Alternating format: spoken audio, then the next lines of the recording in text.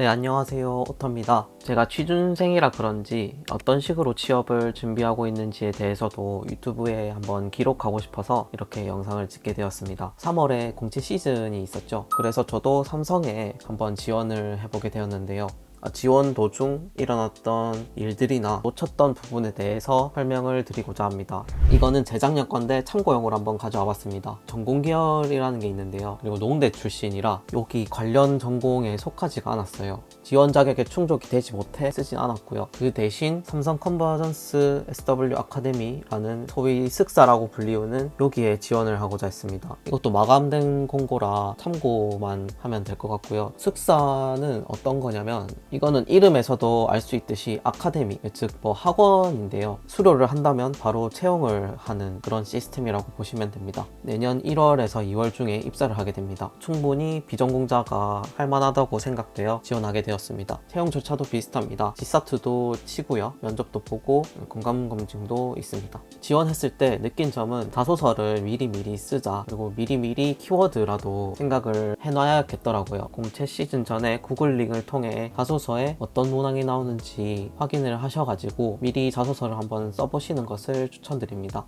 저도 지금 3월 공채 시즌은 끝났지만 자소서 문항을 정리하려고 합니다. 지원 자격에 영어 회화 최소 등급이라는 게 있는데 저는 이 중 5픽을 땄고요. 시험 성적은 IM1이 나왔습니다. 최소 등급이 IL인데 IL보다 위인 IM을 받았기 때문에 자소서를 빨리 쓰고 제출했습니다. 영어에 대한 스펙을 말씀드리자면 저는 일단 영어 자격증이 아예 없습니다. 아예 따본 적도 없고 응시해본 적도 없어요. 영어 유치원 출신입니다. 하지만 이후에 회화해본 적은 없고요. 수능 영어 1등급입니다. 하지만 시험 친 지 몇 년 전입니다. 공무원 영어 90점이지만 시험 친 지 몇 년 전입니다. 영어 공부라 해봤자 수능 영어가 거의 대부분이라고 보시면 될 것 같습니다. 채용 마감 3일 전에 급하게 오픽 시험 접수를 해가지고 원래 성적은 시험일 기준 5일 후에 결과 발표가 되는데 삼성 공채 시즌에는 이게 아마 3일 후 결과 발표가 있었을 겁니다. 그러니까 원래 시험일 기준보다 2일 더 단축해가지고 빨리 발표를 해주는 시험을 저는 응시를 해가지고 혹시 미리 오픽이나 토익 스피킹을 따지 않으셨으면 공채 시즌에 이렇게 열릴 수도 있으니까 너무 포기하지 마시고 다음으로 미루지 않으셨으면 좋겠습니다.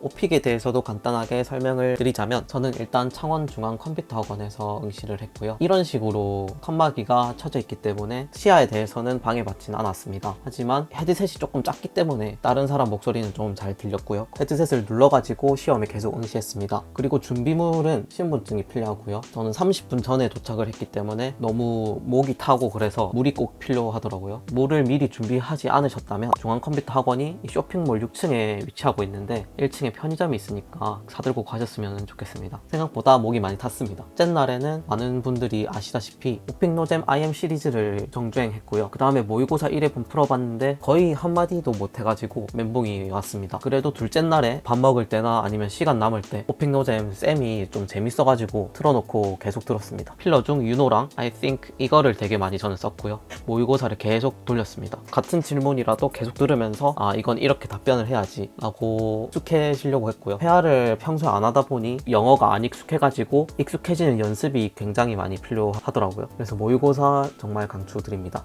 모의고사 하고 나서 조금 멘붕이 와서 원래 스크립트 정리를 했었거든요. 너무 제 답변이 딱딱해지고 외워지는 것 같아서 별로라고 생각했고요. 이거 쓰는 시간에 모의고사를 조금 더 돌렸으면 어땠을까라는 생각도 들고요. 그리고 마지막 날에는 오픽 노잼에서 가장 중요하다고 말씀을 해주신 두 가지를 머리에 좀 집어넣고 갔습니다. 우리말로 표현하고자 하는 것들이 영어로 어떻게 표현되는지가 기억이 안 나는 단어들이 좀 있어서 이런 거는 조금씩 정리를 했었습니다. 실제로도 이런 간단한 단어나 간단한 어구들은 시험 칠 때 많이 도움이 됐던 것 같습니다. 난이도는 처음 5, 중간 5 골라서 5로 진행했고요. 서베이 같은 경우는 일단 쉬운 질문이 나오는 서베이 전략이 있다고 하는데 저는 거짓말하는 게 더 힘들어가지고 솔직하게 제 기준에서 골랐습니다. 하지만 여기에서 12개 이상의 항목을 선택해야 합니다. 고르다 보니 12개가 안 되더라고요. 그래서 운동에서 그나마 할 수는 있지만 정말로 제 취미 운동이 아닌 자전거를 골랐는데 이게 질문에 나오더라고요. 그래서 저는 지금 제 자전거도 없고 한데 조금 거짓말을 한다고 고를 수만 있다면 잘 고르는 것을 추천드립니다. 여기에서 여행과 출장을 헷갈려가지고 나는 여행을 가봤는데 출장을 가봤다 라고 체크를 해버리면 나중에 질문이 나왔을 때 출장에 관해서 당연히 물어보겠죠. 그래서 헷갈리지 말라고 말씀을 해주시더라고요.